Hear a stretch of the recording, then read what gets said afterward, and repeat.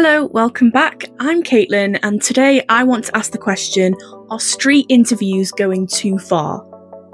Before I start, I just want to say thank you so much to the response I had on my last video about ads. I didn't expect to get that much engagement from that, so thank you very much for watching. So I'm sure by now you've seen those videos of those self-proclaimed journalists or interviewers who stop people along a busy high street and ask them questions like, what's your favourite song, or what do you think the worst place in the UK to live in is? How well do you know women's history? So great. Out of you three, who is the smartest? What year were you born? 2005. Their types of questions can span from the cost of the living crisis in the UK to what they think the worst fashion trend is. When I watch these videos, I'm quite skeptical about whether the person asking these questions actually cares about the answers or the opinion of the general public, or if they're just trying to hop on some trend that they've seen on TikTok. Now, inherently, there is nothing wrong with asking these types of questions. But when did people become so comfortable filming and exploiting strangers? So obviously there are a lot of things to consider when we talk about these street interviews. Now, in the UK, filming in public isn't illegal, and I think it's the same in America as well. But legality doesn't equal what's morally or socially right. I feel like some of these interactions are completely harmless, but I'm seeing more and more people just trying to provoke a negative reaction out of someone from the public and then make fun of them online. It isn't about trying to actively engage in your community. It really is just a way to rage bait people in real life. Because of course, when you have an explosive reaction to something, that's going to guarantee that you get more clicks and more views. I spoke about these unconventional tactics of how we get people to click and buy things in my last video. So if you haven't watched that, go and watch that after this. I feel that misogyny takes a big role in some of these street interviews. When you have men who prowl young women, usually on a night out, they seem to hang around these spots where they know young, not just women, but young people will be. And they target young women who are most likely drunk or under some sort of substance. They're not of sound mind, and they obviously don't have the tools to communicate effectively right now. Then they'll ask them some sort of controversial question or ask them their opinion on some sort of controversy in the world. And when they can't give a well-rounded, articulated answer, they frame it as, oh, she's just a woman, she's just a dumb woman, and then in turn present themselves as some superior being to them. I've been in an interview for TikTok. I'd love to, but I've been viral enough this year. What could you buy with your body count? £1 per body. So like club card price? Do strong and independent women submit to their boss at work but not their man at home? I'm not interested in being in a relationship with somebody who feels that they're superior to me. So you don't believe in submission as a woman? I saw a really good response to some of these stupid misogynistic questions. What's something that you really hate about a guy? When I'm trying to go to the bathroom on 6th Street and they're like, hey, can I ask you a question? I think we can look at that and recognise how, it's quite funny, it's quite entertaining. She put him in his place and everybody has a good giggle over it. But we kind of need to get down to, why is this even acceptable? Why is this something that we feel so comfortable doing? And misogyny isn't the only thing that I see in these videos. Blatant bullying and hate thrives in these videos and also in the comment section, and the creators just allow that to happen. So I'm going to show you this video that I saw a few months ago, and I was so shocked at how just disgusting it was, how people looked at that video and really genuinely didn't see anything wrong with it. Excuse me, what is the worst accent in the UK? What are you doing and why are you doing that? What is the worst accent in the UK?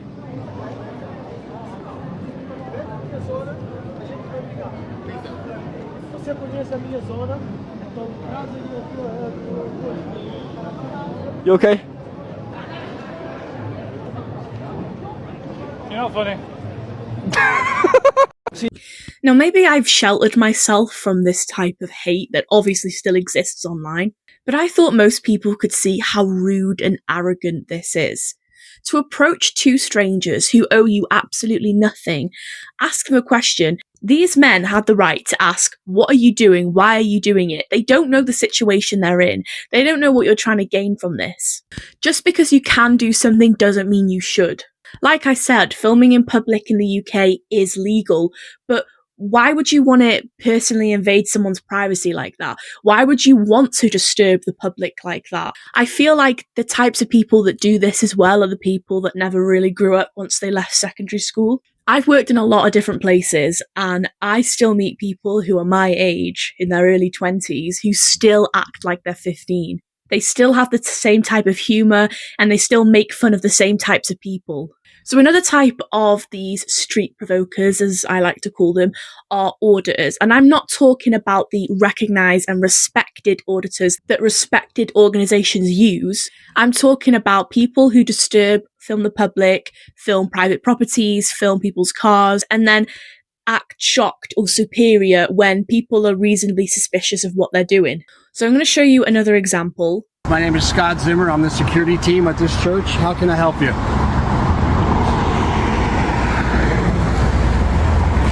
How can I help you, sir? Okay, I'm going to be calling the sheriffs. I'm calling the sheriff right now.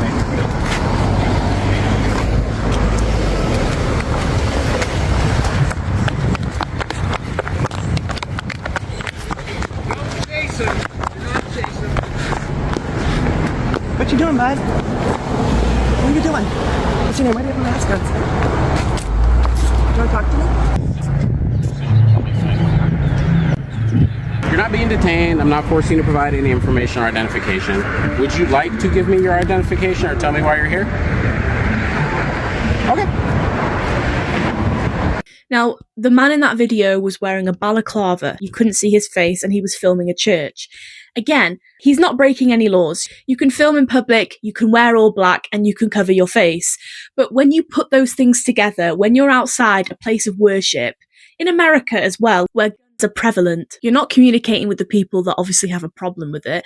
And while it might seem simple and funny just to say it's just a Karen doing what Karens do, yes, she doesn't have the right to know everything he's doing. But again, if you enter a situation where you disguise your face, where you act suspicious, where you're filming a place of worship, where you're filming people coming in and out, and then when people ask you what you're doing, you don't answer, you walk away, you have a camera strapped to your head, people are reasonably gonna assume the worst. I think people jump to that very worst conclusion because if they just ignored it and said that it was nothing, if the worst happened, of course, they would blame themselves. Now, I'm not trying to imply that he was genuinely trying to do anything. I genuinely think he's just one of these auditors who go around trying to provoke the public or test to see if no one's going to impeach their right to do something. But I think it's also unreasonable to not assume that you're going to get a bad reaction from doing something like this. And they don't go into this situation not understanding what will happen. They understand fully the implications of this. They know they're going to cause a disturbance. They know that people are going to ask them questions, get involved, and most likely call the police.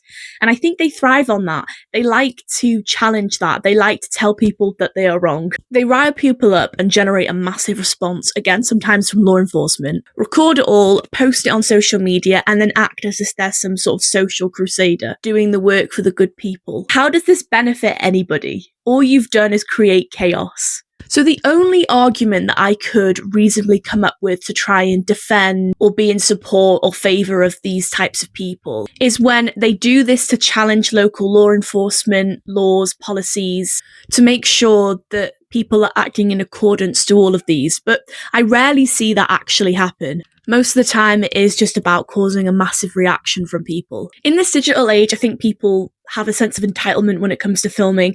They think that they can just film whatever, post whatever, and it won't matter. And while that might be technically true, what does it say about us and our society when public decency is a thing of the past? Why do we feel so comfortable crossing that line, and what are the consequences from that? I want to highlight a segment of an article I read from Voicebox, published in 2023. This is not to say that all street interviews are necessary, malicious, or harmful. There are many great creators out there who are conducting entertaining or getting insightful interviews with the informed consent of the participants. What is concerning is the growing trend of the gotcha-style interviews that overstep bounds, that are posted without consent, all for the sake of views. Public spaces have become a playground for creators to manipulate. creating clickbait content that can be seriously detrimental to those caught in the crossfire. Next time you watch one of these videos, take it with a grain of salt. What you're seeing might not be the whole story, and the participants might not be as willing to take part as they seem. Another example of this was a man who had Meta glasses on, and he recorded himself trying to flirt with a woman. The interaction was harmless to her. She said no. They both moved on. But then he posted that to social media and then tried to make it out as like some sort of act of kindness. Like women on the street are just waiting for some man to come up to them and ask them if they want to go on a date. And again, the argument they'll always use is that there's no reasonable expectation of privacy in public. And again, that's law, but law doesn't always mean that it's morally right. Law isn't always just. I think that's become extremely transparent over the last few years. Laws can be changed, laws can be altered, and sometimes laws are put into place before we really know the implications of what's going to happen. Now, I'm not completely against filming in public, of course not. You know, when people are tourists and they want to film, you're going to get people in the shot. But the difference is that you're not actively disturbing them. You're not coming up to them with a camera. You're not getting in their space. You're not asking them personal questions like, how much did you buy your house for? How much did you pay for your first house? Who the hell are you? And why are you being so intrusive? That's a rude question. It's none of your business. I don't know you. I'm just asking like a simple question. Nope, none of your business. How much did you pay for your first house? Oh, I don't know. How much did y'all pay for y'all's first house? No. I think it was... No, we're not going to do that. Okay. Your first house? No, we're not going to. We don't want to participate. How much did you pay for your first house? I don't want you filming me, man. Did you pay for your first house? I'm not interested. You don't have anything? No, because you're not making sense, and I didn't come in here to be interviewed. Now, I understand that the reason they're trying to do this, are trying to highlight that older generations' houses were much cheaper for them. But again, you're not entitled to somebody's private financial history, and they don't know what you're going to do with this information. Especially when you approach an older person, and let's be honest, older people usually don't have a full grasp of how the internet works.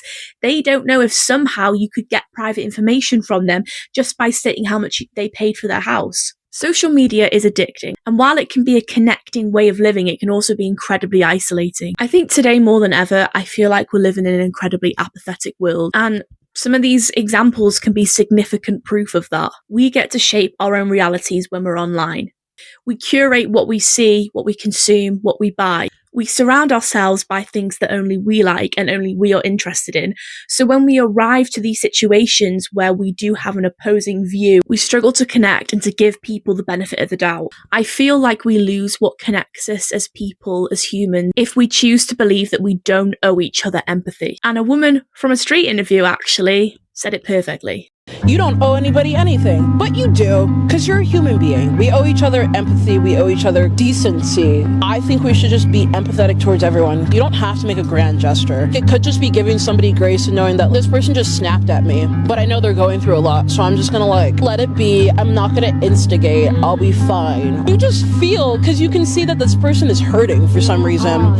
But you know, it's also not cool to hurt other people. Like, I understand, I met your parents, we had dinner, I know why you are the way you are. A place of understanding and not excuse.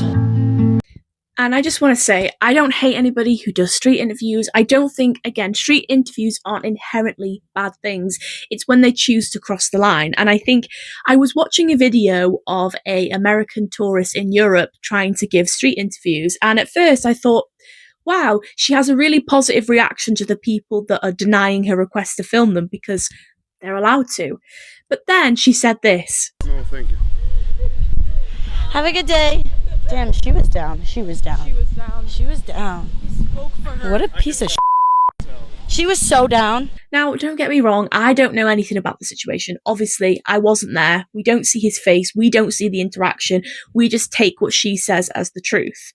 But even if it's true, to call someone something like that for simply denying to be in a video, I think that's when you really know that someone's out of touch. You don't know what's going on in that person's life. You don't know if they've just received the worst news possible and the last thing they want to do is be filmed by some stranger on the street. And again, we don't have any context to that situation. We just have to take what you say as truth and then just watch as you call him names on the street and post it for the whole world to see. Somebody commented saying that their girlfriend is very shy, so sometimes when they're in social situations, they take control of that. And that, of course, could have been the situation here. Now, the reason she said she thought the lady was actually interested in being a part of the interview was because she was smiling, and I don't really think smiling is an indication that someone wants to be in a video.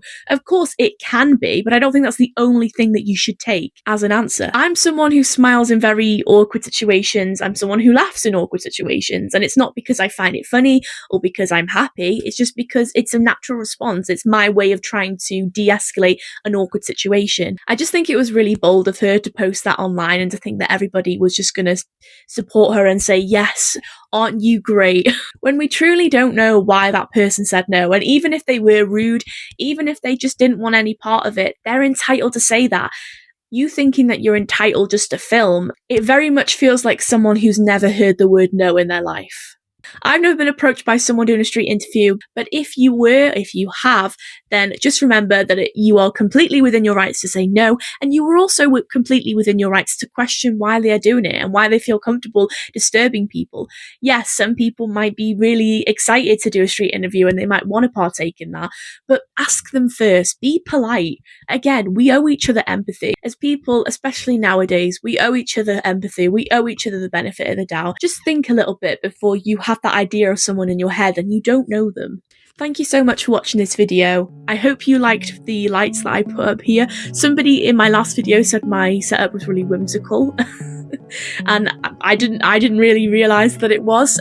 By the way, if you didn't know, this is a crog loft. A crog loft is like that's why the ceiling's a triangle, so it's sort of just like it's like a little sleeping loft, and it's supposed to be really small. I live in a barn conversion, so that's why it's like this. I looked it up because I actually thought, where did the term crog loft come from? And it's a very Welsh thing. I live in North Wales, so there you go. I hope you enjoyed. Please let me know what you think in the comments. Thank you again for the response I had on my last video. If you haven't watched it, I'll link it now. Go watch it. I think you'll really enjoy it. Thank you, and I'll see you next time.